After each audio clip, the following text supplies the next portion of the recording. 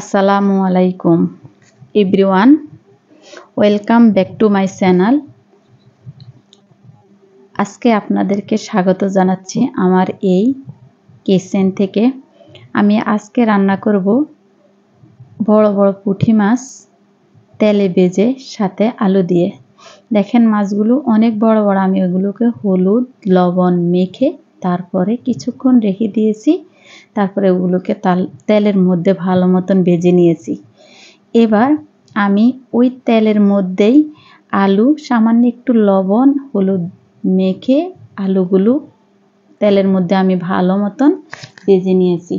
আসলে এইভাবে আলু দিয়ে যখন আমরা কোনো মাছ গোশ রান্না করি অনেক মজা লাগে, অনেক স্বাদ হয়। তাই আমি আলুগুলোকেও তেলের মধ্যে ভালো মতন ভেজে নিয়েছি। এবার আমি তেলের মধ্যে পেঁয়াজ কুচি দিয়ে দিলাম, সাথে আমি দিব কাঁচামরিচ স্লাইস করা। ভালো মতন আমি এই কাঁচামরিচ এবং পেঁয়াজ কুচিটাকে তেলের মধ্যে ভালো মতন নেড়ে চেড়ে নেব। আসলে রান্নাটা হচ্ছে যে যেমন করে রান্না করতে পারে, তবে এভাবে রান্না করলে অনেক স্বাদ লাগে, অনেক মজা হয়। এবার আমি সাথে দিয়ে দিয়েছি লবণ, একটু রসুন বাটা দিয়ে আমি একটু ভালো মতো আবার মশলাটা ভেজে নিব।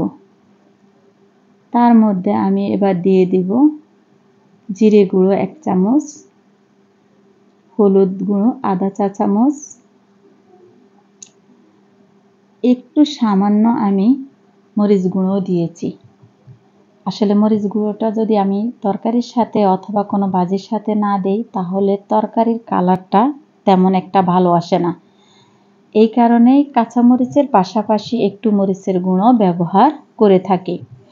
ভালো মতো আমি এই মশলাগুলো তেলের মধ্যে একটু ভালো মতো ভেজে এবার আমি তেলে ভাজা ফ্রাই করা যে মাছগুলো ছিল সেই মাছগুলো এক এক করে সেই পেঁয়াজের সাথে দিয়ে দিলাম। দিয়ে আমি এবার দিয়ে দেব সেই আলুগুলো, যে আলুগুলো আমি ভেজে নিয়েছি সেগুলো এই মাছের মধ্যে ছেড়ে দেব। দিয়ে কিছুক্ষণ আমি শুধু এপিট ওপিট করে মাছটাকে ভালো মতন মাছগুলোকে উল্টে নেব।